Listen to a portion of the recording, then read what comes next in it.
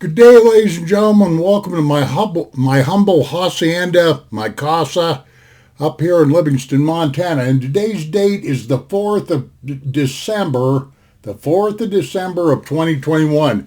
It's actually my granddaughter's birthday today. I need to be over in Belgrade celebrating the birthday instead of sitting here in front of a webcam making a horse's arse out of myself. Just kidding. Don't get all twisted up. Okay, this isn't a knife review. It is not a knife review. But what I've got here is I've got a Model 81 Glock. This is, you can call this a fighting knife, a survival knife, a field knife, or whatever have you. But what this movie file is about is how to put a lanyard. See this guy right here? How to get a lanyard on the end of this guy. It's probably not... okay, let me put it this way. It's relatively easy, but you need to keep safety in mind here, right off the get-go. Okay, this is not a review. If you look over my shoulder right there, you'll see I've got 3 more of them sitting there, and tomorrow I'm going to do a more formal review. But let me pull this out just one time and show it to you. I think I'm too close to my camera, but that's what it looks like anyway. Okay. I can leave this sheath on for the rest of this explanation here. Okay, the first thing I'm going to do is pull this lanyard off of here. Fumble and jumble around here and see what we can come up with. The reason why I got to get this off here, it's just easier for me to explain, and then I can show you how I put this back on, a real easy way for you guys that have trouble with these lanyards, you know. This doesn't come equipped. This particular Model 81 Glock doesn't come equipped, if you will, with a lanyard hole. Okay, now I got that. You see what I did there? Okay, so what I mean is, you see that little hole right there? See that little hole right there? Well, that's been bored to 3/16 of an inch. Now, if you get one of these knives, what happens is you've got about a 1/8 inch hole on this side and a 1/8 inch hole on this side. And what them holes are for is to put like a little pin prick or something, a gouge of some kind in there so you can lift this cap off. And it's my understanding that these caps are really hard to get off here. And this cap, the reason why they made it, Glock made it so that you want to remove this cap right here is because this knife right here is really actually a bayonet. It goes on a Steyr AUG rifle, an Austrian Steyr AUG rifle. Okay, and you take that cap off, and then there's some kind of a bolt arrangement on the piece, and you hook it on, and there's a lot of things. This part right here is used to hook it on the Steyr and all that other stuff. But I'm not doing that. I'm not doing any of the above. Matter of fact, if you listen to me, my explanation on how to do this, don't even fool with this cap. Don't take this cap off at all. It's my understanding that it's really hard to get these caps off. And what it is there's a shoulder on that cap about that high. I don't know, maybe 3/4 of an inch. Not a shoulder, but like a cone. And it fits down in here like a plug, okay? And so what you're basically doing is just drilling from one side to the other, hopefully. And you're going to get some resistance in there.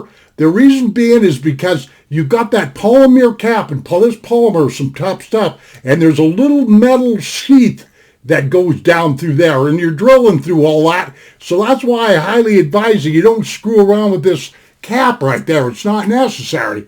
Okay. The trick to this, and probably the best thing I can tell you, is get this thing, clamped down to a table, if you will, if you're gonna not keep the knife in the sheath, if you want to go that way, clamp the knife down with a C-clamp or something on the edge of a table, or use a drill press with a vise, or use a vise. Me, I didn't have any of the above. Well, I did, but my vise out in my garage is busted. My garage is a regular mess, so I just did this by hand, which is kind of dangerous. Okay, you see the way this thing's setting like this piece. It's in the sheath and all that stuff. if you would just get, okay, I'm going to make sure I know what end is what end here. Just get a big rag and put it underneath here so this thing will set down on it. You know what I mean? Like a little pillow. Okay, set this guy down on here like this and leave it in its sheath. Leave it in its sheath. Because when you go to drill down in here, you don't want this to start spinning if you don't have the sheath on and whack your little pinky off. That's not the idea here. But if you was to, put a little pillow underneath here and press down really, really super hard on this handle, everything will be honky-dory, okay? Hopefully, if you go about this right. I am definitely recommending a variable speed drill. It doesn't matter if it's a 1/4 inch, 1/2 inch. I have a real old Milwaukee 1/2 inch dry variable speed drill, and that's what I used. Okay, I started off with this drill bit set here, these titanium drill bits, and as you can see, one of them is busted. That third one from the end there. I busted working on one of these knives yesterday. That's why I know you got to be kind of careful here. But the 3 drill bits that I used, okay, I started off making a pilot hole. The very first bit you use, a 3/32 bit. Okay, this guy right there. And then I jumped up to a 5/32 bit right there. And then I jumped up to a 3/16 bit right there. And what you want to do, you take that 3/32 and you go down in there with your drill like this, and you keep enough speed on the drill going where it doesn't hang up, because these drill bits, as they go down in this handle, they're going to want to kind of hang up, and it feels kind of weird because you're hitting polymer at one time and you're hitting that metal sleeve in there. But anyway, just take that 3/32 bit and just real steady but slow and all that, and punch a hole all the way through, straight all the way through. Don't turn it around on this other side, like that. Just work from this side right here. This right here. Just the way you see this piece, laying flat. And in my case, I used that board back there where them other knives are setting, that piece of plywood. But anyway, and then you jump up to the 5/32 bit and you do the same thing. Just bore in here and you pour it on, but, don't make it so that things bind all up. You gotta feel this. You gotta feel it and hear it, so you don't screw anything up. And then jump up to a 3/16 bit and just make sure you ream this out real good and all that other stuff. If you get to that point, you got her made. It's just that simple. And after that, all you have to do is take this is just a hook hone, if you will, but just take like a little small chainsaw file. You really don't even need to do this. You can take a drill bit that's one size smaller than 3/16 and just, put it in here and clean out any burrs. You see what I mean? Take another drill bit and just run it back and forth in here or do whatever like that, or a chainsaw file would work real good.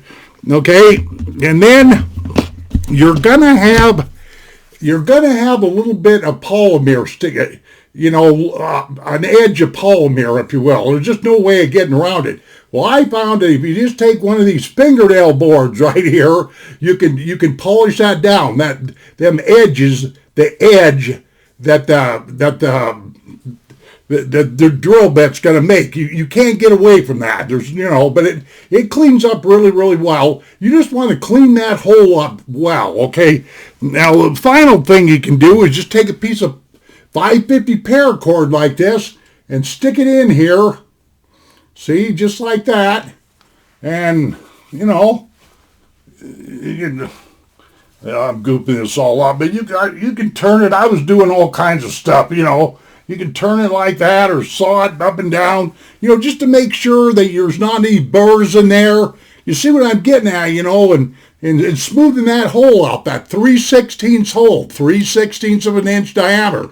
And can you go bigger? Yeah, but I wouldn't recommend it, because take a look at this drill bit set. This biggest bit right there is 1/4 inch. See that? And that just...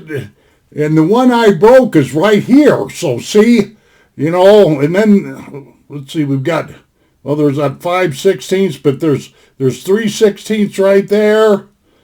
Well, like I say, 3/16, 5/16, and or no, strike that.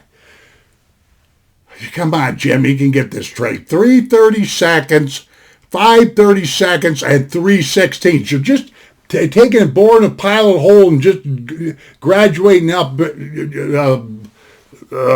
slowly and increasing the diameter. Because if you just take a drill and if you just pull this knife out, try to hold this and take a drill and jam it in there any old size, you're probably going to cut your hand off. That's what I'm saying. But if you do what I just got done saying, you'll be fine. Okay. One last little thing. Okay, now it was just for cleaning the hole out, just a piece of paracord. One little tip I've got for you. That 3/16 is actually kind of small for 550 paracord, but I found a way. You take a darning needle like this, one of these little needles with a hook on it, you know what I mean? A darning hook or whatever they call them, darning needle. See that little guy right there with the hook? Stick this guy in here like this. I found this to be pretty nifty. My wife was the one that actually come up with this idea. And then you just take this loop. Whoops. I'm going to have me a real wreck here one of these days. You take this loop like this. You see that how I did that? And you just start to pull it.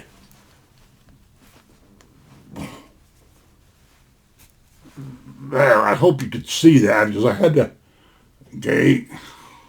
But you just use this hook to pull her through. And that's really all there is to it.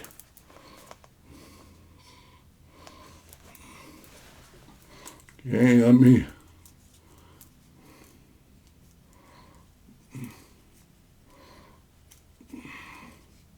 me jam this lanyard through here. A lot of people probably wouldn't. They may not want to mess around with lanyards, but I like them, you know. And I got all of mine. They're all situated the same way, same side. Oh, it's over here. There are them other knives over there. And like I say, I'm going to do a little bit more formal of a review, but this was just a show and tell on how to get a lanyard, a 550 paracord lanyard on a Glock 81 field knife, if you will. Gas and Glock started making these knives back in 1978, I believe. Okay, ladies and gentlemen, that's plenty enough here. Coming up on 13 minutes. Thank you for visiting me here in the house. And we shall see you on down the trail. Take care of yourselves and adios, my friends.